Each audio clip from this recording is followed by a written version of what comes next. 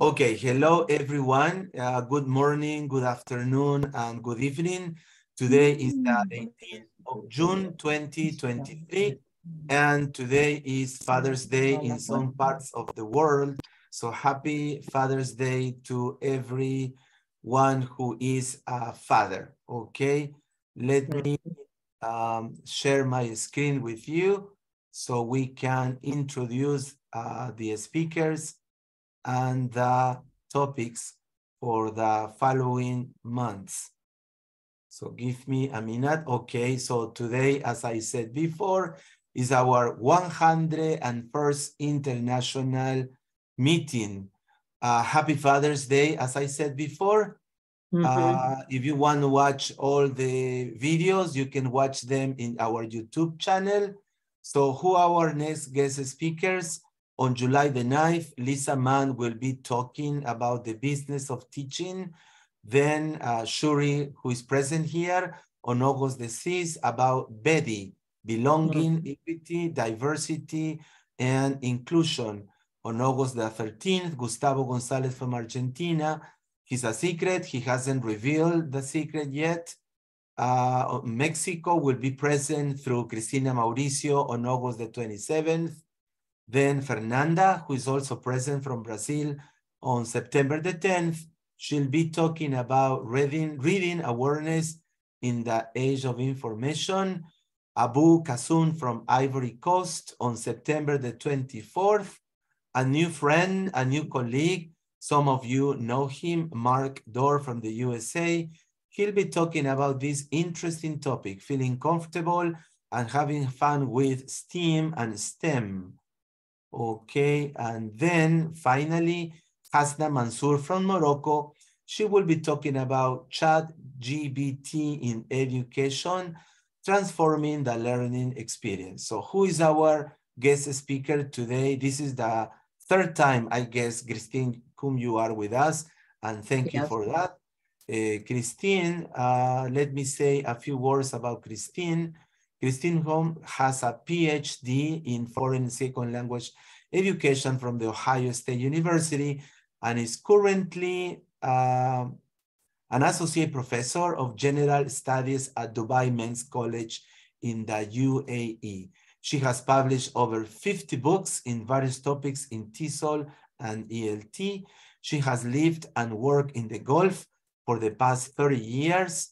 During her tenure, she has won many awards, including 2002 Spaan Fellowship for Research in Second Foreign Language Assessment, 2002 and 03 TOEFL Outstanding Young Scholar Award, the Chancellor's Teacher of the Year for 2003 and 04, the British Council International Assessment Award for 2013, and was named to TESOL 50 at 50, which recognizes professionals who have made significant contribution to the TESOL profession within the past 50 years. Dr. Coombe is the 2018 recipient of the James E. Alatis Award, TESOL's highest recognition, which recognizes exemplary service to TESOL. Her most recent honor was being named to the U.S. Department of State's 3030 English Language Specialist in 2021. This list recognizes EL specs who have made an impact on the teaching and training of English language teachers around the world in the last 30 years. Dr. Coombe served as TESOL International Association President during the period 2011 and 2012. And the most important, thank you so much, dear Christine, because I know you are a very busy woman, editing, proofreading, and publishing books and presenting everywhere. So thank you so much. And let's give Christine a round of applause, please. Thank you, Christine, and the screen is all yours. Thank you for the applause even before I come to speak. That's very nice of you. Let me just go ahead and put up my slides. And I'm happy to be here with you all this evening for me. It might be this morning for you on a special day, Father's Day, but also a day when I'd like to talk about the quest for academic excellence in our profession. So thank you for that nice reading of my bio. So it's important, I think, now when one comes to a certain part or point in their career, they suddenly become interested in the legacy that they leave. And I'm kind of at that point right now. So what I'm going to be sharing with you tonight is what I've learned and what I've come forward with in terms of how to achieve academic excellence in the profession as well as impact. So why this topic? Well, I'm going to give you a little bit of how I came to be involved in researching this topic. Then I'm going to define excellence. And then we're going to talk about the life cycle of a career teacher, which would include the career phase research that's been going on for a number of years. Then we'll look at elements of our academic work, like teaching, scholarly output, and service that make up the areas that we can achieve excellence in. Then we'll turn to how to measure our impact. And by impact, I mean research impact, because lots of what we do is on research impact. There isn't very much on how to measure impact like as a teacher, at least in a formal way. We'll turn as well to some career defining moments. I'll share some with you. And if time permitting, I'll let you share some of your career defining moments with me. Then the last part will be some strategies that I found to be useful, not only for myself, but also from the literature for those who strive to increase their academic excellence in their career in a variety of different perspectives and capacities. So let's get started. Why this topic? Well, I have to say that achieving excellence has always been a goal of mine, even as far back as when I was in high school. And I didn't come from a family who continually pushed me to strive for excellence. They were supportive. My parents were supportive, but they weren't like, you know, always pushing me to do more and more and more. So way back in those days, I always had this as a goal, but not necessarily academic excellence. I was involved in sports back in those days. So the excellence that I strived to have was in athletic excellence. Now, even though I wanted to be excellent in many things, I had no real plan on how to achieve this. But I was fortunate to have many advisors guide me, mentors, if you will, along the way. And maybe like many of you, I fell into teaching. I didn't go to university to become a teacher. And you know, there's a lot of research out there on why people become teachers. So can I ask, can people put things in the chat? Or can I ask people to turn on their mics and give me a few reasons? Can whatever they want. Yeah, thank you. Yes, just turn on your mic and give me 1 or 2 reasons why people became teachers. Well, as you said before, I didn't look for it. I guess education looked for me. It just happened. I was studying, and then this American professor asked me, do you want to teach? And of course I said yes, but I started teaching without having studied at university. I studied later. Okay, thank you, Jaime. How about a couple more? I don't know about Tito in Ecuador, or Amelia, or Luis, or Fernanda, or Shuri. Yeah, Amelia says, I was asked to become a teacher, tried and loved it. Yes, I had the same experience. Great. Well, in the literature, there are a number of reasons cited why people become teachers, and they include things like, especially in the TESOL field, many people go into TESOL because they want to travel, they want to see the world. They want to have those long vacations that, you know, that no longer exist, I think, because now teaching, you know, we kind of have to take on other jobs if we're a teacher. Some people, we come from a family of teachers, so it's a family, kind of the family job. Other people, they're failed actors or actresses, and they kind of want to be on stage. So they're edutainers for the most part. And we probably know people who are like that, who are kind of showmen or showwomen. What else? What are some other ones? The life of the mind is yet another one. Life of the mind refers to the idea that if you stay around young people, it'll keep you young. And probably the most common reason that we want to become teachers is for altruistic purposes, the desire to make a difference. Now, lots of people probably have one or two. I know for me, the desire to make a difference is what keeps me in teaching, as well as that idea that now I'm a bit old, so I want to stay around young people to keep me young and vibrant. But for me, when I was TESOL president, and that was an amazing experience. And one of the experiences that was great was that I traveled around the world and spoke on behalf of TESOL at various events. And during my presidential tenure, one of those speaking engagements was in Beijing, where I was a plenary speaker at a symposium.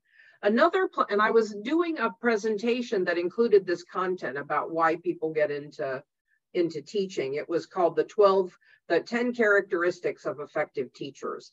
And when I talked about the reasons why people became teachers, a very famous person in the audience, maybe many of you will know him or have heard of him, David Noonan, the author of many, many books and a worldwide reputation, he raised his hand and he said, "Christine, you forgot one reason." And I said, "David, tell me, what is it?" And he goes, "The accidental teacher." And he shared with the audience of like 1,500 people how he, of all people, fell into teaching. He said, I was during my education, I found myself doing a small teaching job and I really liked it. So I decided to change directions in my career and I got training and I became a teacher. So I think if David Noonan can admit to being an accidental teacher, I think I want to admit to that too. And I think, Jaime, you have already admitted that you were an accidental teacher as well. Yes, definitely. And I guess many of us, and something that you mentioned before you go on, Christine, is that when we are surrounded by young people, we do feel young. I'm about to be 60 and I work at university, and it's beautiful to be surrounded by 20-year-old students, 22-year-old students, and you feel young, and that's beautiful. So for me, I fell into teaching. My quest to achieve academic excellence was gradual. Last year, however, I got a really interesting invitation from a former TESOL president, Dr. Yilin Sun, and she invited me to write a book about my greatest hits, if you will, my academic contributions to the field of language assessment literacy, which is what I consider to be my major academic specialty. So this book series that she's the editor of is called The Foreign Language Teacher Education and Development Selected Works of Renowned TESOL Experts. So I was really attracted by the two words in that sentence. Can you guess what they are? I was very flattered by two words. The first being renowned and the second being expert. And I thought to myself, and basically the series, it invites you to choose 20 of what you consider to be your most impactful published articles or book chapters within one topic, and to kind of reflect on and write about your evolution in the field. And I was very flattered to receive this invitation. And it got me to thinking about which articles would I choose.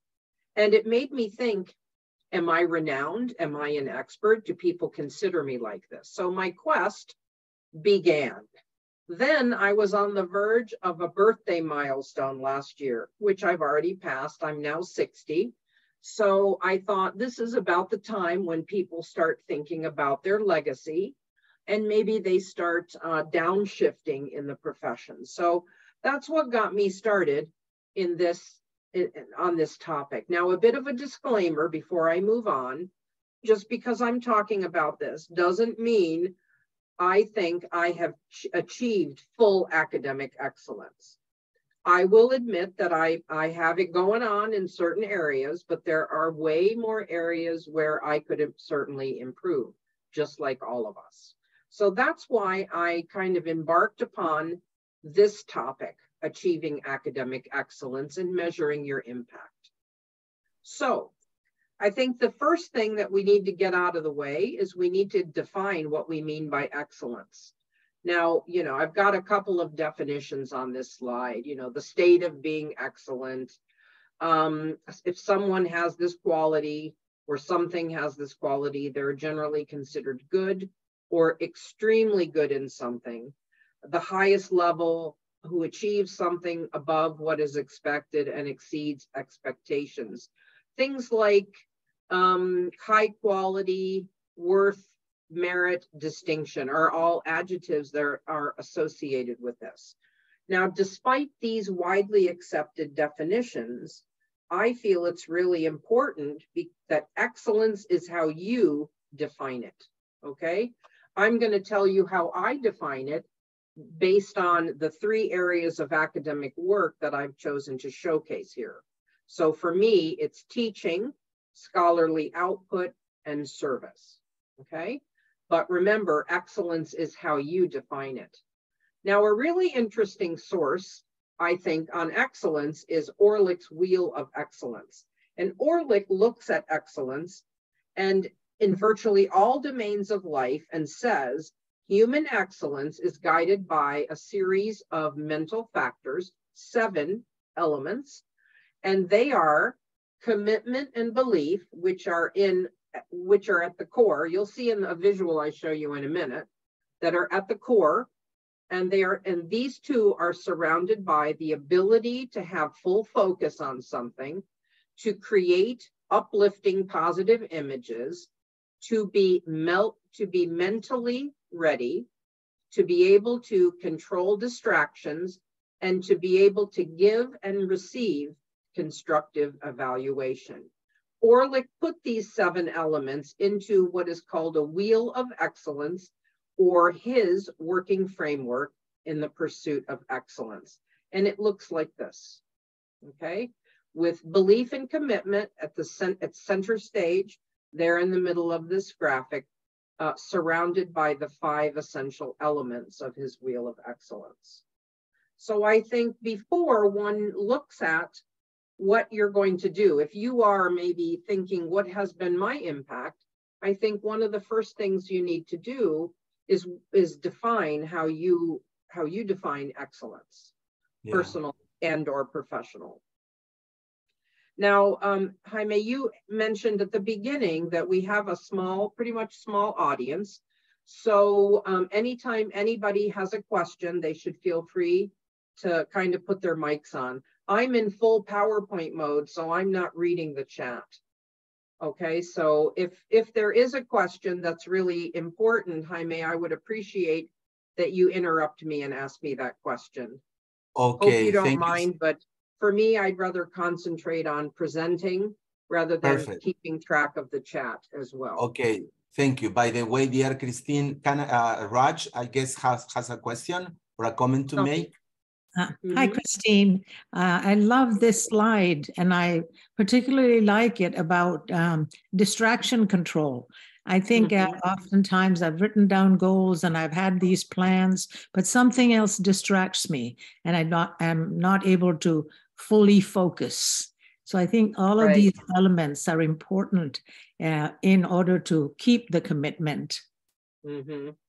And I know that, you know, there was research many years ago about multitasking and how great that was.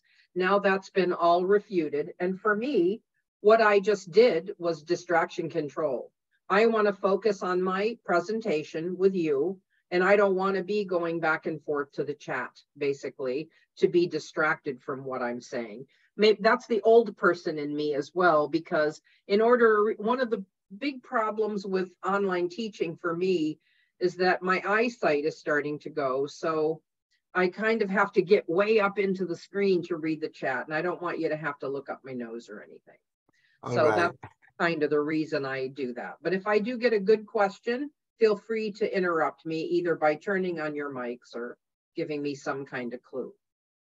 All right, Okay, let's move on to another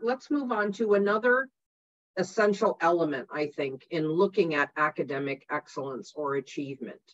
So much of the research says that we need to consider where we are personally in life and in our career.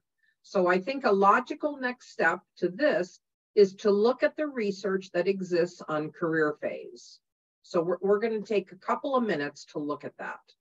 Now, much of the research that I'm going to cite was done in the 80s, okay? And it's called career phase, the literature on career phase. So there were major contributors coming from the US, the UK, and Switzerland. I've included their names there: Michael Huberman, Fessler, Sykes, and Christopher Day. Now, their major focus was on presenting models of teacher career trajectories and looking at how these models actually, the patterns in a teacher's lives and how they developed, okay? Now, I'm going to present in the next few slides a few of the more famous career phase frameworks. And then I'm going to focus more on the one I like, and then I'm going to tell you why the one I like is the one I like. Maybe you'll notice as I look at the next ones.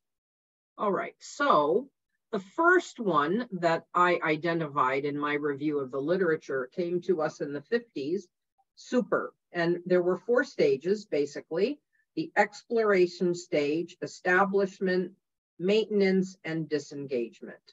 And one of the major findings here was that teachers do not necessarily proceed in these stages in a linear manner. And that's something that has been consistent in many of the other studies as well. Now, Huberman in the late 80s put forward a 5-stage model specifically for teachers.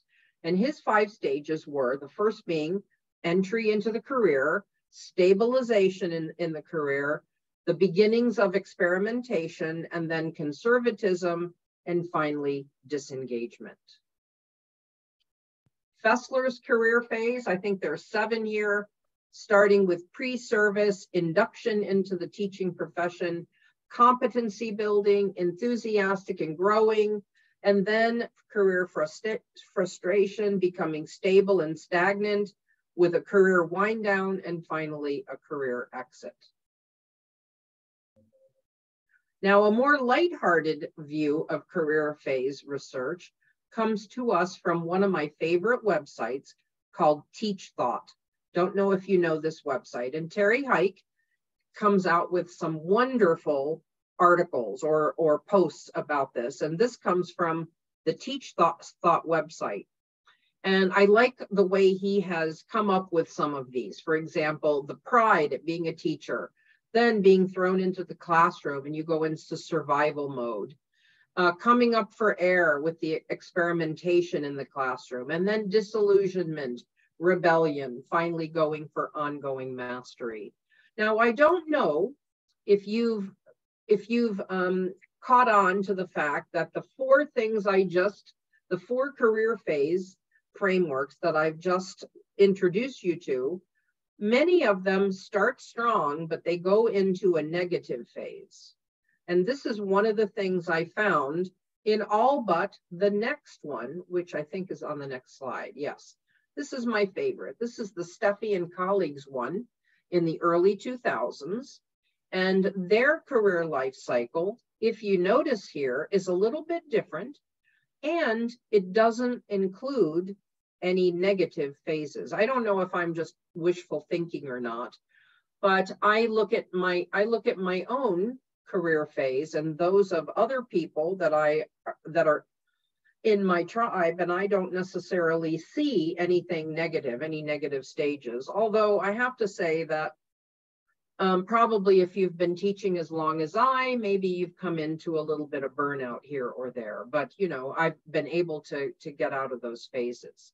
So I'm gonna introduce this one to you by Steffi and colleagues.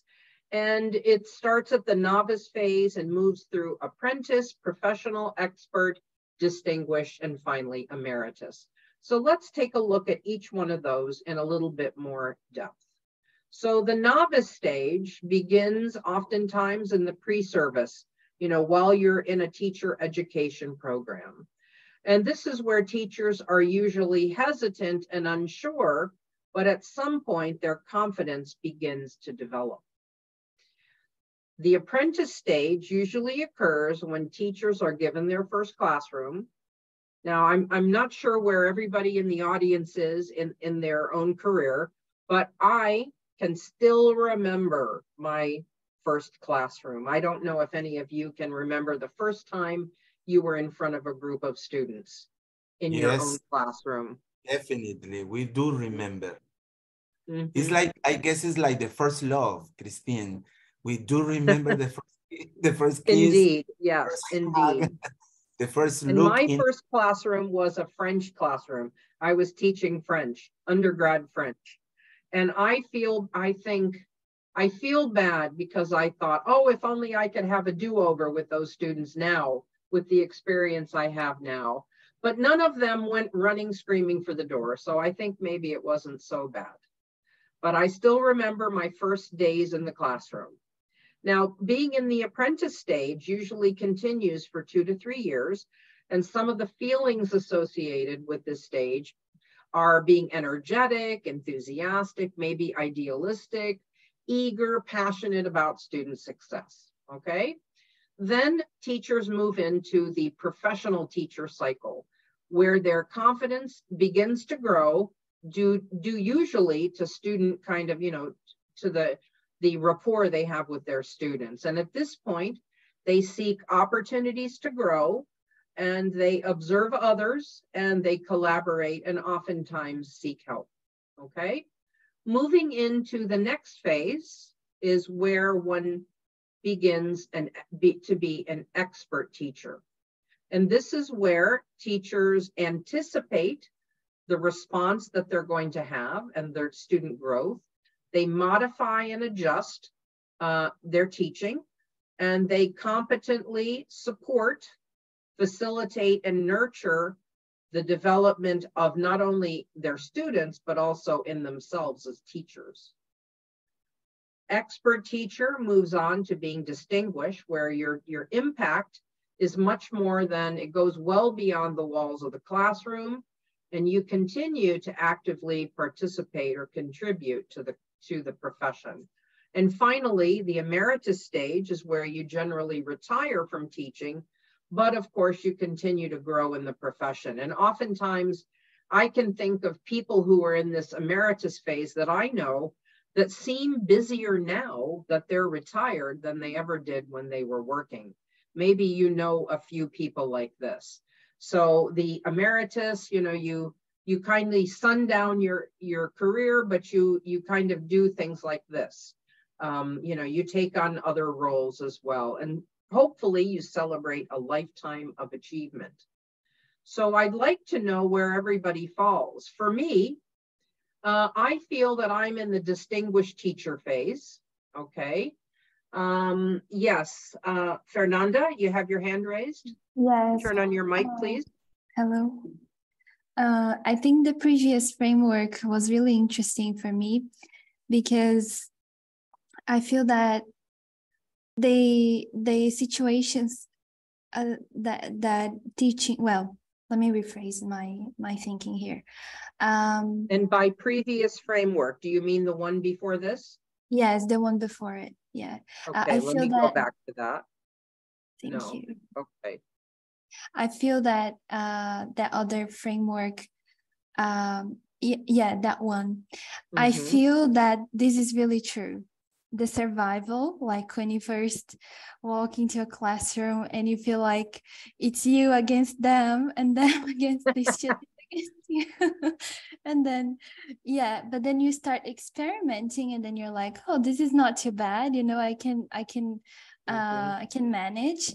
But I feel that these are not necessarily negative.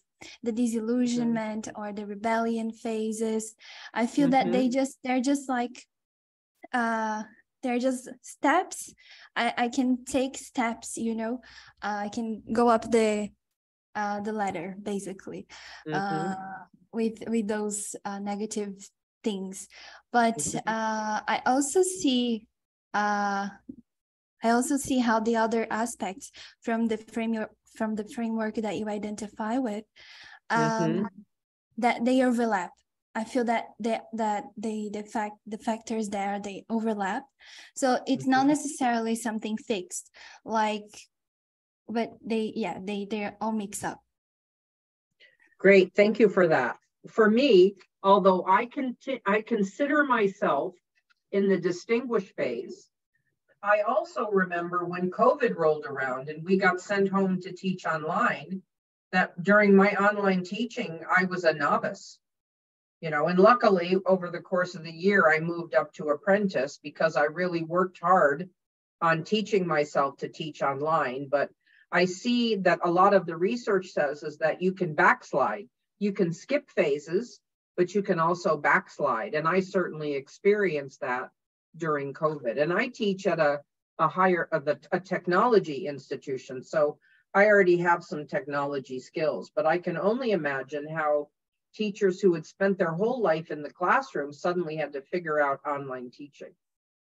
So, okay, let's continue on to look at some of the major findings about all career phase research. Well, really, there's considerable variation in how long it takes to get through each stage. And teachers can miss stages, they can backslide or revert to earlier stages, like my example with online teaching, or that they can pretty much stay in the same stage throughout their career. So the first step, once you have defined excellence for your own purposes, the next step is to identify which stage or career phase you are currently in, because that has implications for measuring your impact. And I'll tell you how here in a second. So other research by Day and colleagues basically says that your capacity to sustain your commitment to teaching and to the profession is influenced by the career phase you're in or the context in which you live and work. It all comes together. And this research measures interaction between three different dimensions. The professional dimension, which is the expectations of what a good teacher is. It is related to your values, your beliefs, and the interaction between these elements. The situated dimension, which is your life at school and at work, your professional life, and the personal, your lives outside of school. So all of these three dimensions interact when you measure how to sustain your commitment to teaching in the profession. Now I'm going to switch to and talk a little bit about how we are evaluated, okay? Most teachers are evaluated based on three elements of their academic work. There could be others, and most of them are under teaching, scholarly output, and service, okay? So I try to limit myself to one slide for each of these. There could be lots more. But in terms of the first element of academic work, our teaching, I am evaluated, or I evaluate myself on these tasks. Like, I want to engage in a variety of classroom activities, and I probably should have said that, both in a face-to-face environment, but also online, in a technological kind of situation. I complete all aspects of my job in terms of the classroom and in terms of my students. I participate in course and materials preparation and delivery. I complete all the required administrivia surrounding my job. For me, attendance, I have 60 students in a class, so attendance can take like 20 minutes out of your class. I use technology effectively. I try to engage in professional development, both self and other directed, meaning the goals I set for myself in my own professional learning and development, and the PD that my institution says I have to take and engage in. I like participating in shared teaching practices, doing peer observation, although this is getting so difficult to do these days because our schedules are so full of it's hard enough to get to our own classes, much less visit other people's as well. Since assessment is especially my thing, I contribute to assessment development, feedback, and any kind of moderation. And I also want to serve as both a formal and an informal advisor to students and other stakeholders as well. So those are the elements of academic work in terms of teaching. Can anybody else maybe think of something that could potentially be under teaching that we need to do? Anybody, please, who has a comment?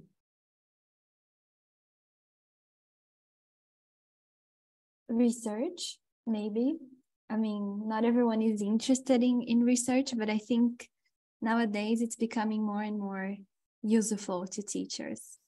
Well, we could say classroom research, but research is coming on the next slide.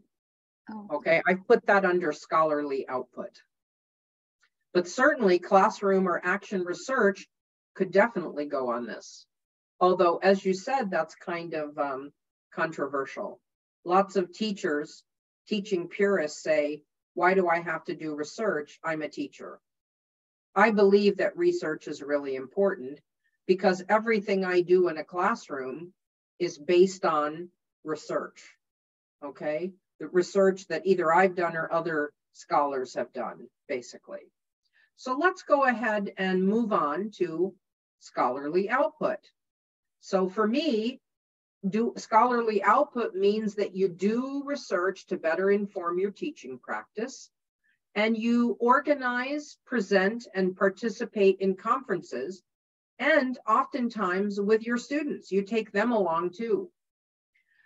You publish your academic work in books, journals, or as book chapters with colleagues and with students as well. You apply for, you receive research grants, both internal and external. You develop creative projects, inventions, patents, copyrights, whatever.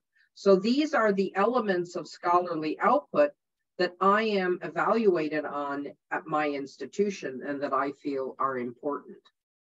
So can anybody think of anything that needs to be added here?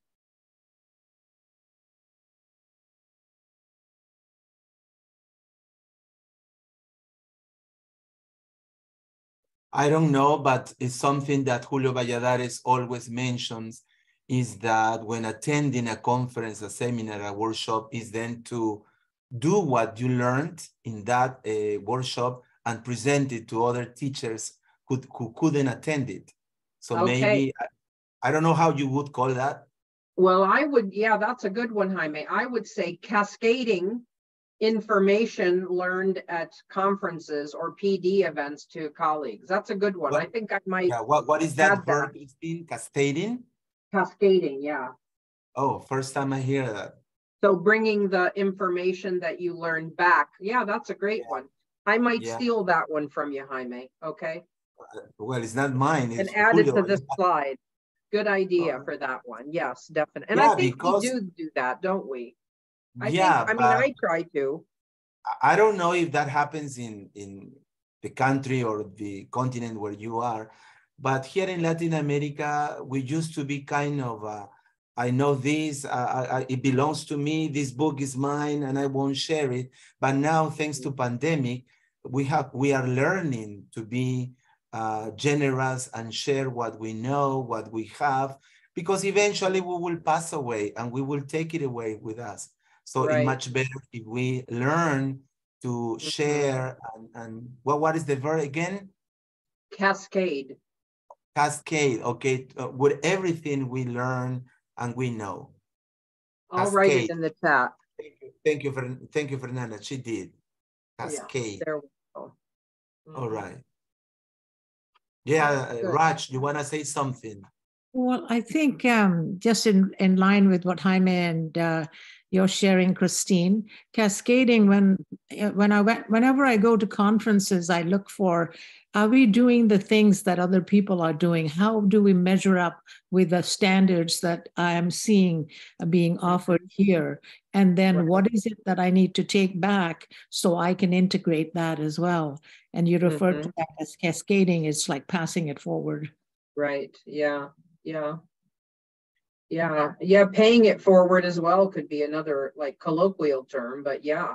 Yeah. I mean, I think I always bring, you know, when I go to TESOL especially, it's always one of those conferences where that's had a huge impact on me, just the sheer virtue of all the sessions that one can attend. So I try to bring back as many things as I can and have like a show and tell with, you know, the conference book, etc. So yeah, I think that's an important part of what we do. I'm a big proponent of the sharing everything I get, basically, because that's why we're in education, right? You know, it's no big secret what we're doing. Are you live streaming this? Yeah, this session? it's in Facebook now. It's in Facebook. Okay. And then I'll upload the official video in the YouTube channel, and I will share it with you, dear Christine. Perfect. Good. Yeah, good. That's been a silver lining of the pandemic. We've all become more, you know, versatile in the way we get our self-directed professional development. That's true. That's true. 100%. So here you have it, what I consider to be the essential elements of scholarly output. There's one more that I feel really strongly about, and that's the third element, which is service. Service is always a really important part, especially if you're working at a university. You need to serve on committees, not only committees at the department level, but at the institutional level, as well as those that are external to the workplace.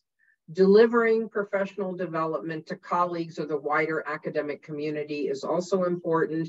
You need to also engage with students in their activities, be the mentor for one of their clubs, and you do this at department, program, or even campus level, and serve as a mentor to colleagues, students, the wider academic community, as well as portray or promote your institution at the local or global level.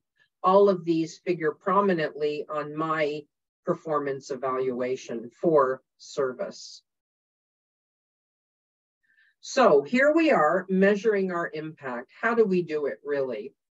Well, I was very much, a couple of years ago, I did a book called On Professionalism in English language teaching. And one of the chapters in the book came with a really important quotation by Min and Renandia on the growing consensus in academia and on what true impact is. So they state, it's not only on how well our research is received and to what extent it is used by other people in academia, but it's also measured by the kinds of changes it makes beyond academia. So I was really impacted, for lack of a better term, with that definition. Now, when we measure our impact, this slide should probably say measuring your research impact, because much of the literature is on measuring research impact. So that's what I'm going to tell you a little bit about in the next few minutes. Well, the key measures of impact are the quality of the journals that you publish in, the quality of the publication and the journal impact factor, and the number of times cited, Altmetrics, which I'm going to talk about in a little bit, and personal measures like your H index. So we're going to go and speak about these for a little more in depth, okay?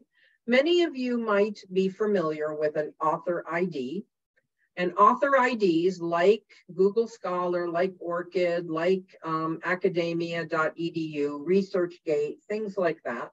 These are programs that help you promote yourself and your research. And one of the important things is that you aren't confused with others with a similar name. so that the citations that you get throughout your academic career aren't lost.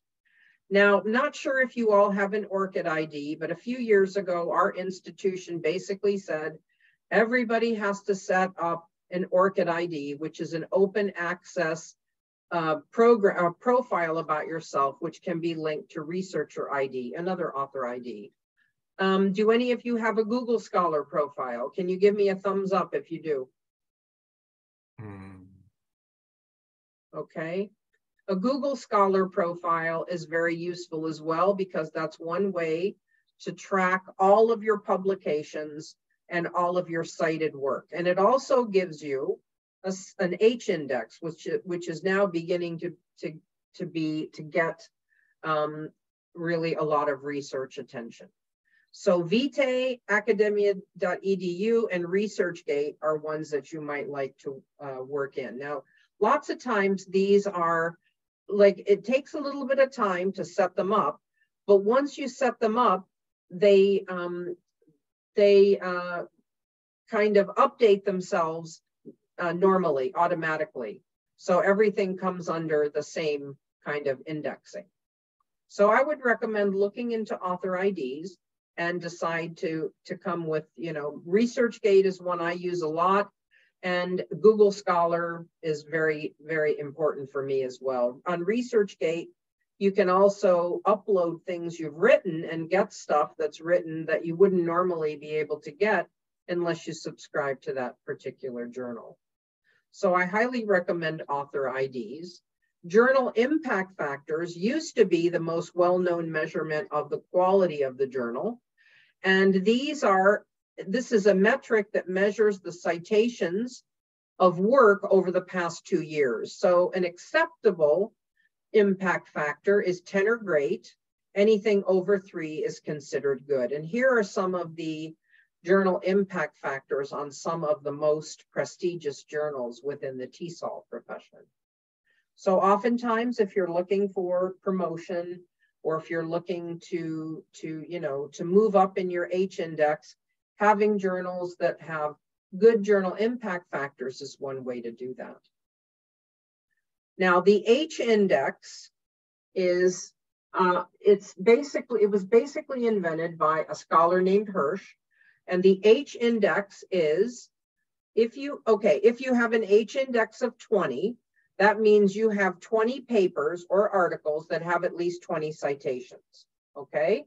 So the H index is an index that combines productivity, the number of publications you have, and impact, the number of citations, and it takes productivity and impact and combines it into a single number. So both productivity and impact are important. So if you're one person that has a number of papers, but hardly any citations, you are not going to get a high H index. Or if you have one paper that's cited 3,000 times, that's not going to get you a high index. You have to have productivity and impact. So this kind of index does not reward a one-hit wonder. Now, the way to look at your H, I think I might have a slide to show you where your H index is located. Yes, here it is. So based on 20 years of research, if you have an H index of 20, that's considered good. 40 is outstanding. 60 is truly exceptional. Now, when I first became aware of the H index, and I looked at this is my Google Scholar profile, and if you could see this on the right, you will see cited by, you see H index right there, okay?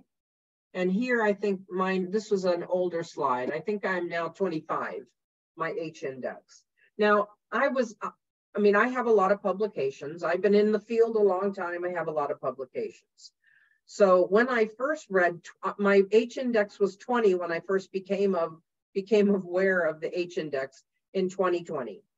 So I thought, oh, wow, that must be really good. But then when I read this, it's only good. So I said to myself, I've been killing myself for 30 years and I'm only good. So it was kind of disheartening. All right. It was kind of disheartening. But then I found another statistic, 84% of Nobel Prize winners in physics had an H index of about 30. So I think 25 is almost 30. So although in the last few years, I've gone up about 5 points, which people tell me is kind of good. And how has that happened? Well, I think it's because I am now publishing in open access journals. So you get more citations when people can access your work and cite it.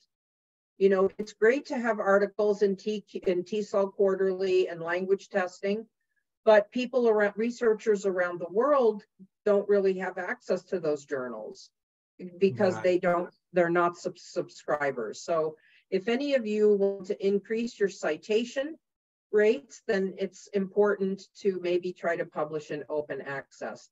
For any early career researchers, if you've had a few papers published in the last few years, you're going to have a low H index because it takes a while to get enough citations. If you can see my screen there, my highest cited publication is the book I wrote in 2007 and another book I wrote in 2012.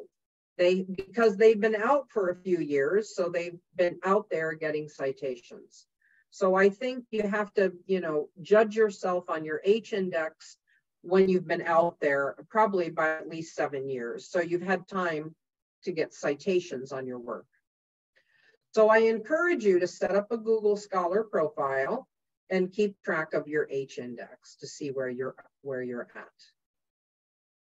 Now, the next thing that I wish I knew more about, maybe some of you do, is something I discovered when I was doing the research for this presentation, and that's Altmetrics. Not sure if you're familiar with that, but Altmetrics stands for Alternative Metrics, and Altmetrics are meant to complement but not replace traditional measures of impact. So some Altmetrics that might be important in today's world include the number of times you are mentioned on Facebook or Twitter or some other online news site or social media platform, the number of times people export your citations to systems like Mendeley or Zotero, the number of times people download your work, the number of comments about you in blogs or other online formats, and the number of page views you get. I have not as yet figured out how to advise you on an altmetric kind of measurement, but I'm working on that. I'm working on trying to understand altmetrics a little bit better. So that's another way to measure impact. Okay, journal level as well. Again, the most familiar journal metrics are the journal impact factor, which I've already discussed, Web of Science, Schemago journal rank indicator as well as Scopus indexing, which is really popular at my own institution.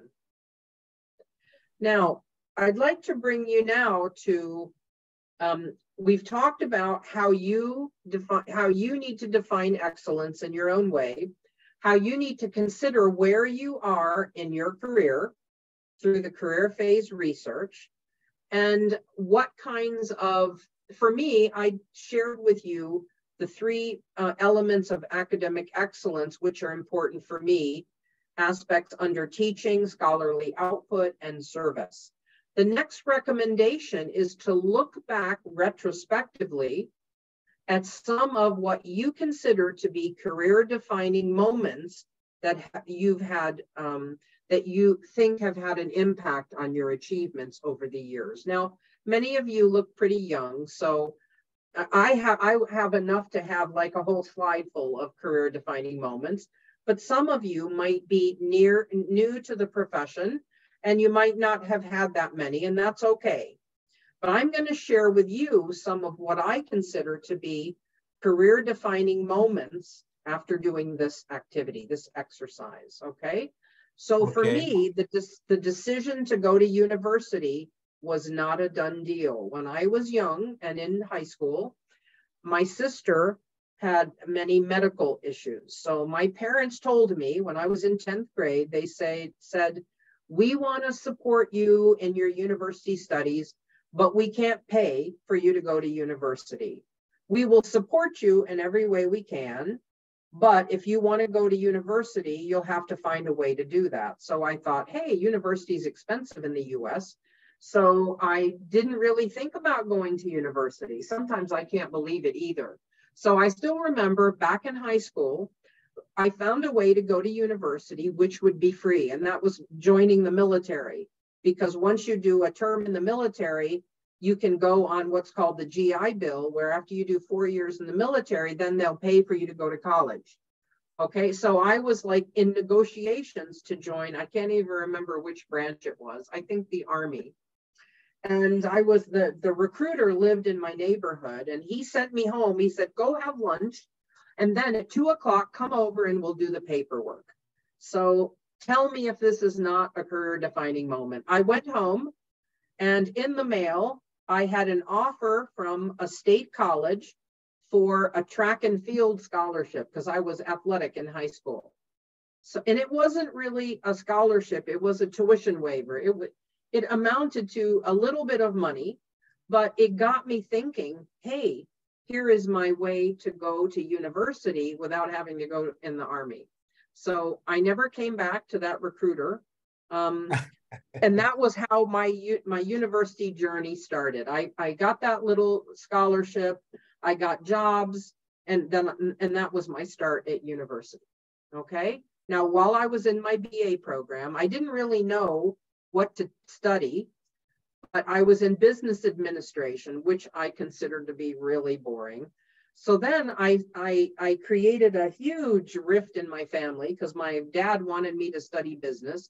But I switched to foreign languages, and that's where my direction towards TESOL began. Now, fast forward to my doctoral program at Ohio State University, I was able to decide on my niche, my academic topic for my dissertation early on in my doctoral work. Instead of what some people do, take 2 and 3 years to explore what they're going to do, I hit on a good topic, and that's what I did, which saved me a lot of time.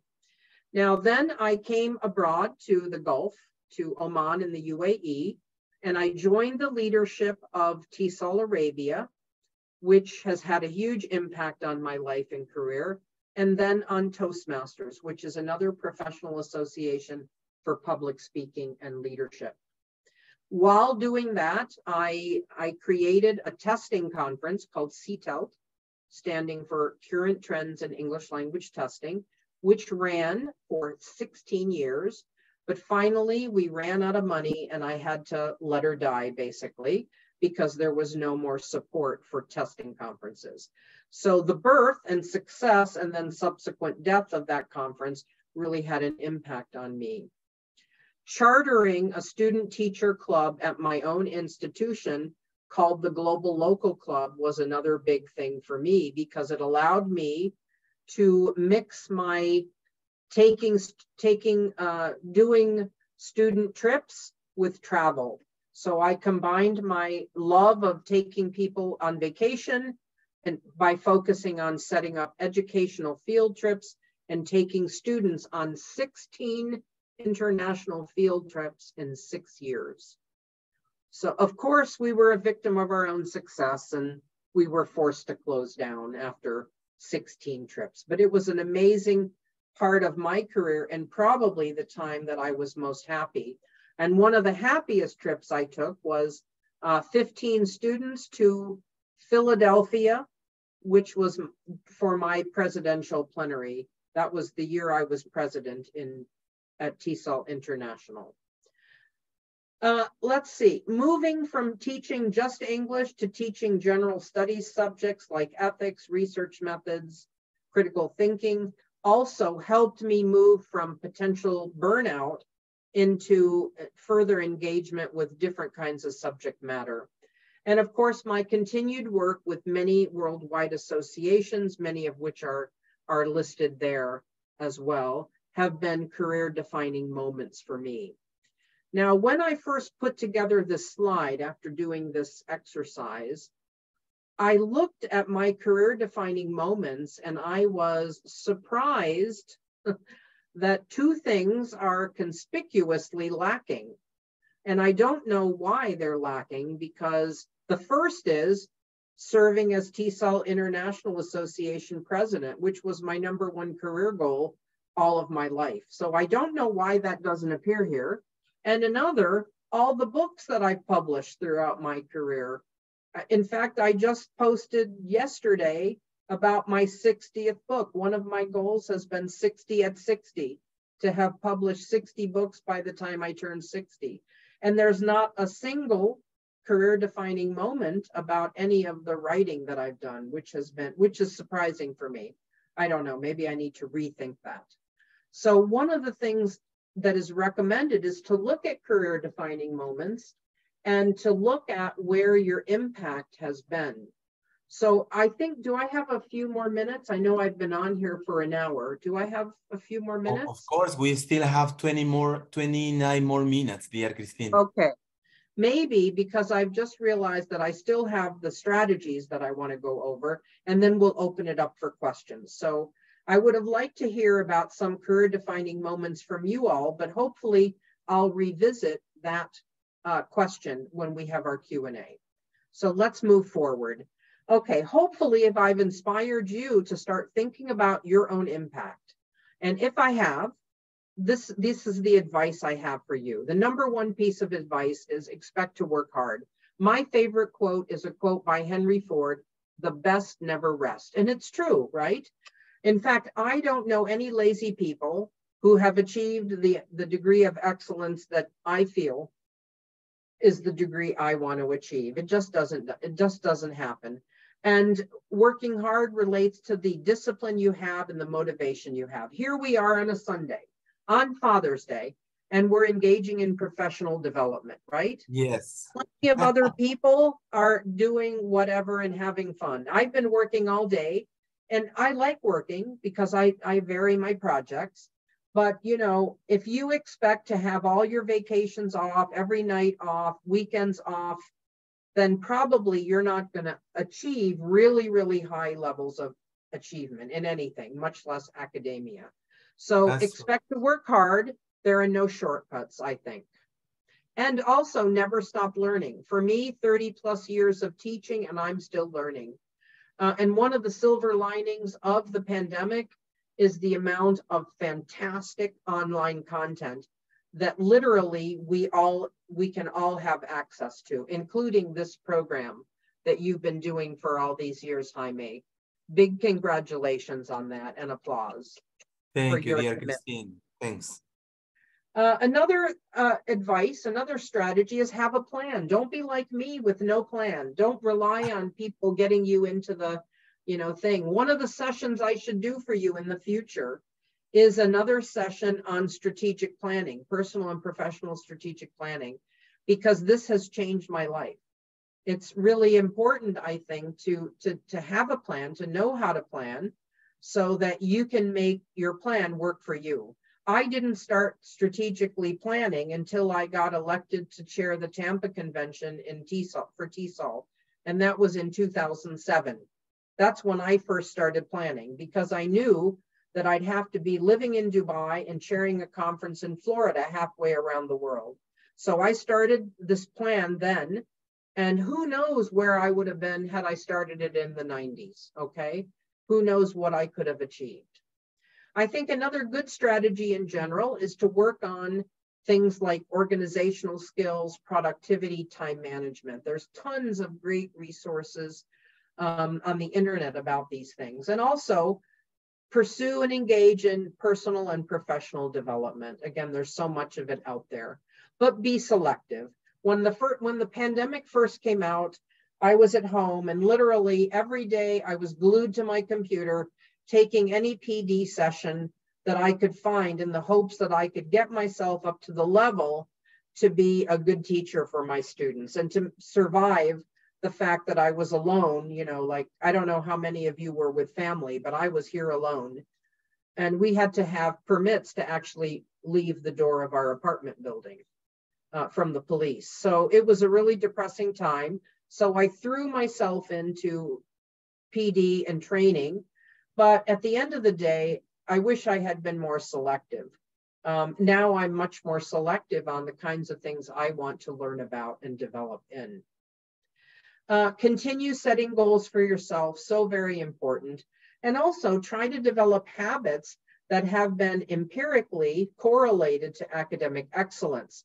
Things like reading, things like associating with the right people, people who build you up. You know, there's research out there that states you develop the characteristics of the 5 people you associate most with. So hang with people who build you up and who motivate you rather than the opposite types.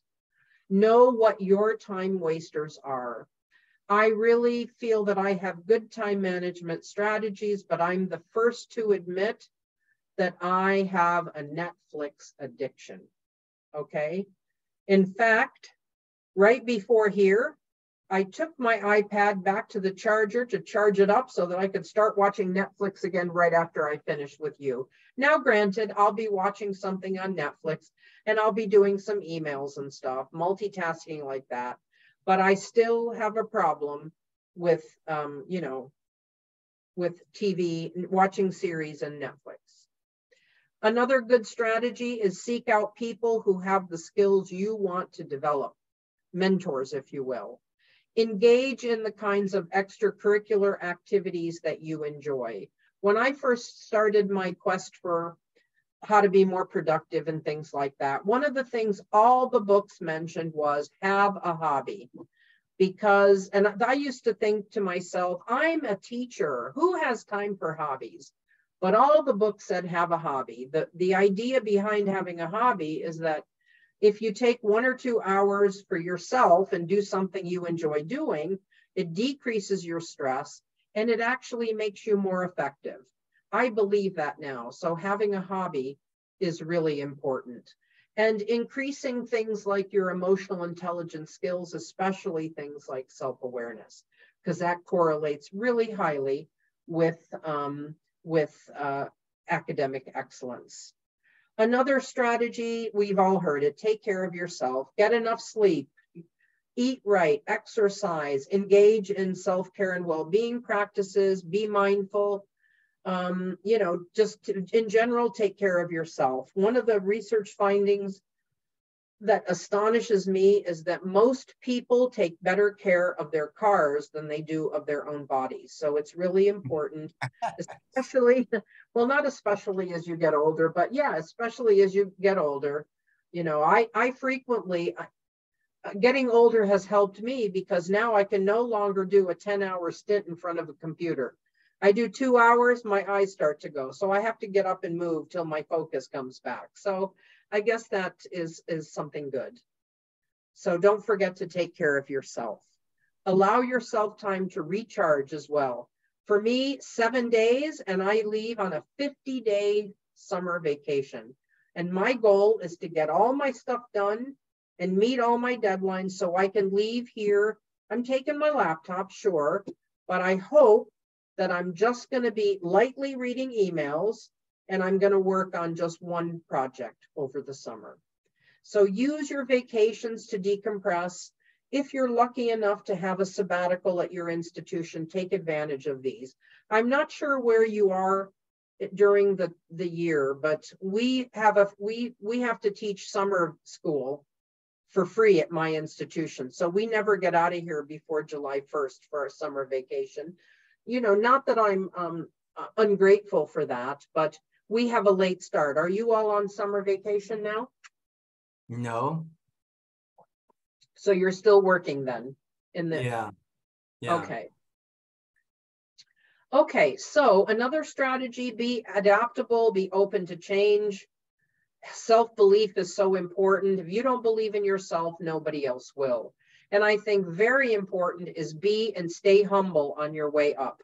You know what they say about people who, you know, the bigger they are, the harder they fall. So it's important, you know, sometimes when, you know, Jaime, when you said that wonderful introduction of me, it's hard to not be flattered and to have a big ego and things like that. But I have to remember, and now I think back, oh, remember on March 10th, 2020, when you were sitting in front of a computer trying to teach online, and literally I couldn't do, I wanted to do something normal. I wanted to circle a word to bring my students' focus to that word. And I couldn't think of how to do it. God bless the student who sent me an email, and he sent me a private message and with a screenshot of how to do that. And I thought, I wish I remembered that student's name, but he saved my life. And I remember crying a time or two during the online teaching during the pandemic, because I thought, these poor students are not getting my best. And that's why I was so motivated to kind of, you know, to be a better teacher online. Hopefully it happened, but I'm not so sure. So be and stay humble as you achieve more. Never give up, because defeat is never defeat unless you accept it as such. Okay. Right. So I'm going to leave you, I think, with an interesting quote that I think is amazing. So I feel that, at least for me, the quest to achieve excellence in academics and in anything never ends. And I'm going to cite Oldman, who states, achieving academic excellence is risking more than others think is safe, caring more than others think is wise, dreaming more than others think is practical, and expecting more than others think is possible. So with that, I'm going to wish you the best of luck on your own personal and professional quest for excellence. So I think we can open it up now for some questions. If any of you want a copy of this presentation, you have only to email me at this email. All right. So any questions or comments that you'd like to make? Yeah, I'm sure we have many questions and many comments. And let me start. Number one, Christine, let me remind you, I met you in Mexico in that beautiful conference, ANUPI. It was in Baja California. Wow. Yes. Uh-huh. And I remember, let me remind you about this again, that you were presenting the plenary. I approached you at the end of it, and I say, I come from Peru. Could you please give me your email so you can share your presentation with me? And as soon as I finished talking, you said to me, where is your flash? Where is your USB? And I'll you. So that from that moment, Christine, I understood that being humble, being with the feet on the earth, that you could be the writer, the publisher, the conference keynote speaker like you are now, and you could be very busy, but you still have that part of human being that you are humble like many other people in the world. So I want to thank you for that, Christine. Thank you. And about your presentation, there are many things we are going to take away. I think we need, there should have been many school administrators, directors, and deans of universities so they can understand the work that we teachers do and help us to improve in our lives.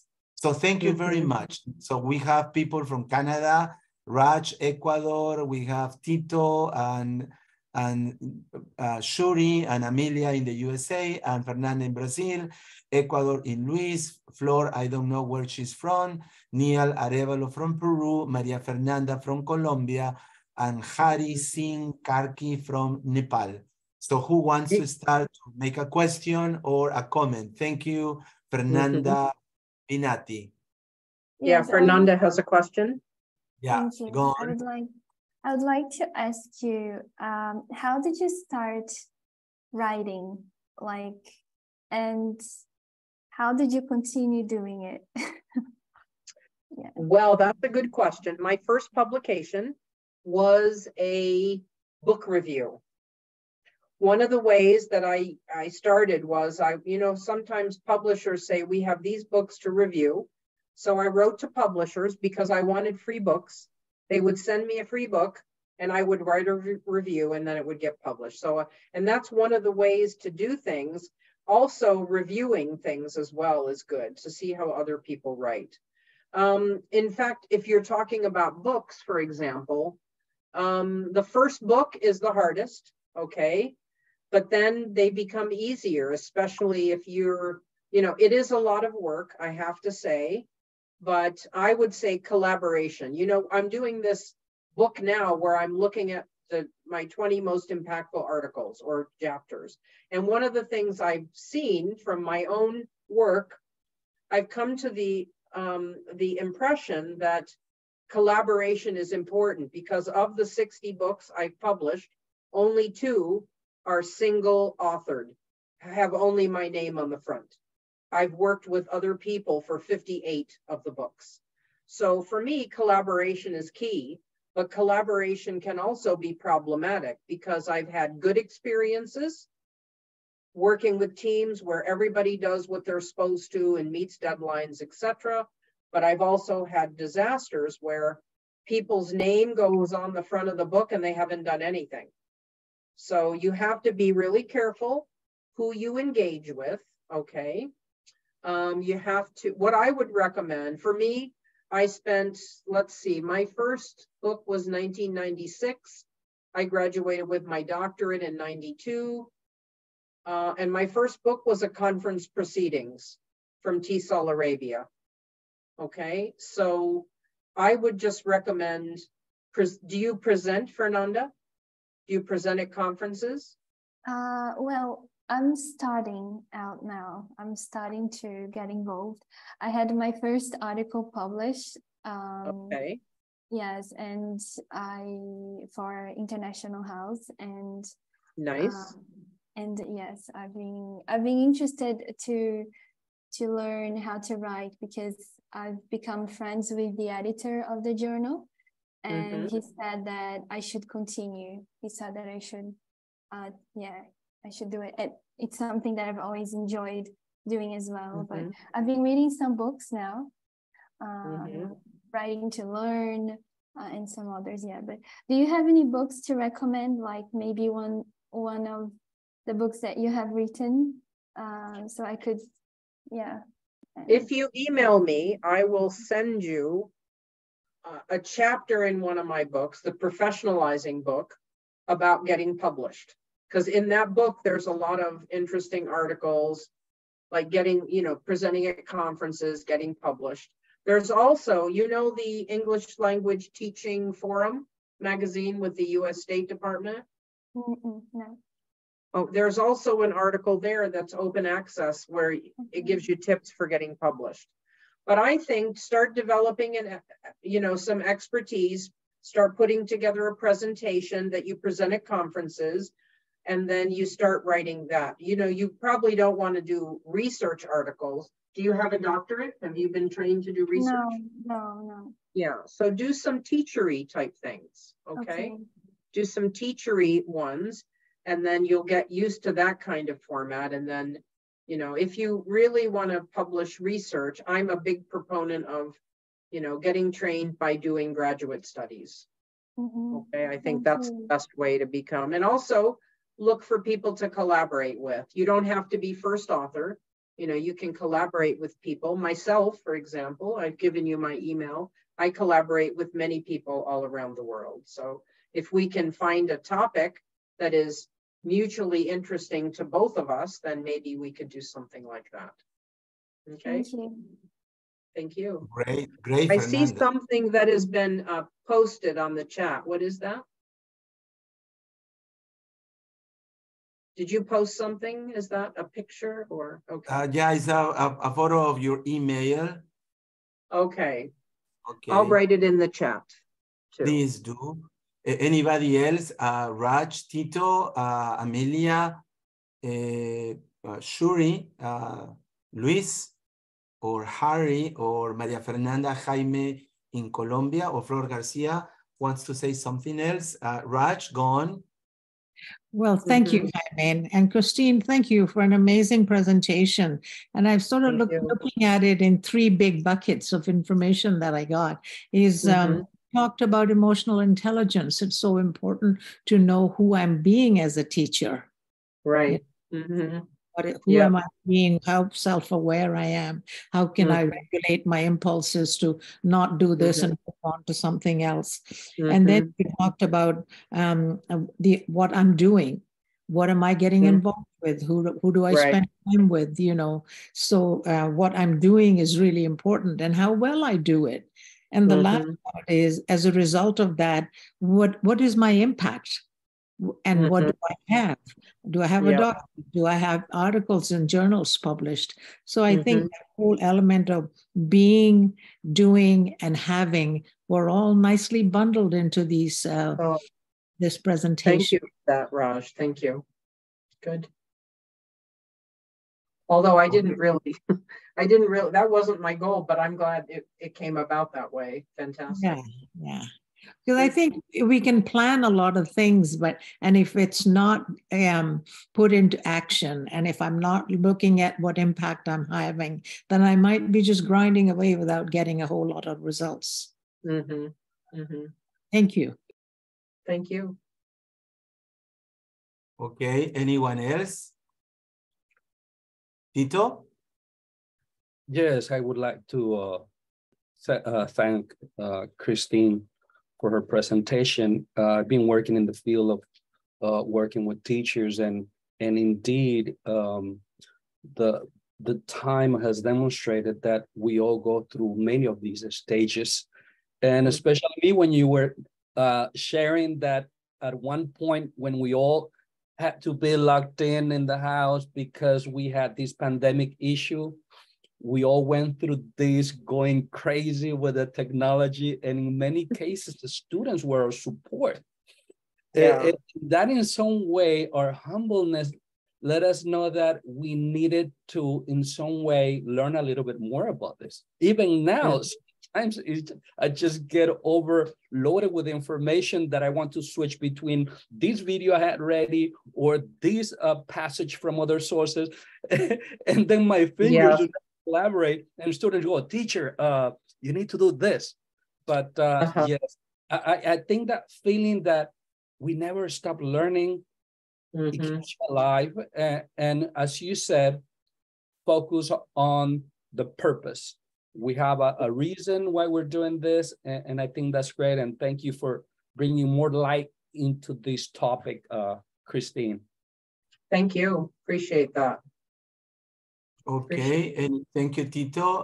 Anyone else before our final words today in this presentation on Father's Day on a Sunday morning over there in a Sunday evening? Well, as I said before, something I've learned a lot here, dear Christine.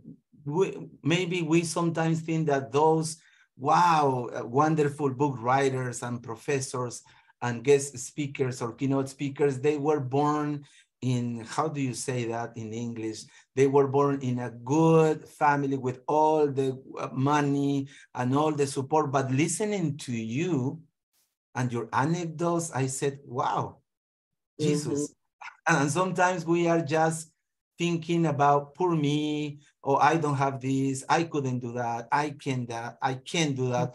But again, listening to you, we understand that anything is possible, but we need to work on that. We need a lot of self-esteem and work to get whatever we want. I guess Luis Bermudez wants to say something. Luis Bermudez in Ecuador? No? I guess it's a photograph. Yes, it is. Well, thank you very much, dear Christine.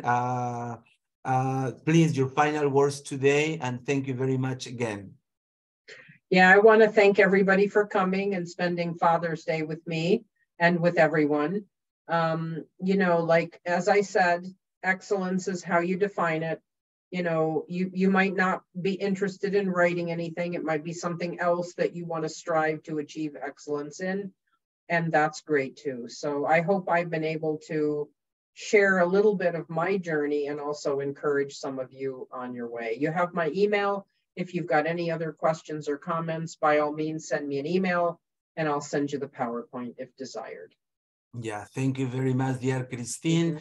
Just to remind everyone that on July the 9th, Lisa Mann from the USA also will be talking about this important topic, the business of teaching. Okay, so have a very nice Sunday, the rest of the Sunday. And thank you, dear Christine, Tito, Raj, Amelia, Harry, Luis. Fernanda, Flor, Davari, Shuri, Amelia, and everyone else who have been listening to us and watching us in Facebook Live. Okay, goodbye and see you in 2 Sundays. Thank you again, dear Christine. Thank you. Bye, Christine. Bye, everybody. Bye, Bye, everybody. Bye. Bye, everyone. Okay, take care. Time to go. Take care. So bye, bye, Bye bye, now. bye. Bye, bye. See you. Thank you.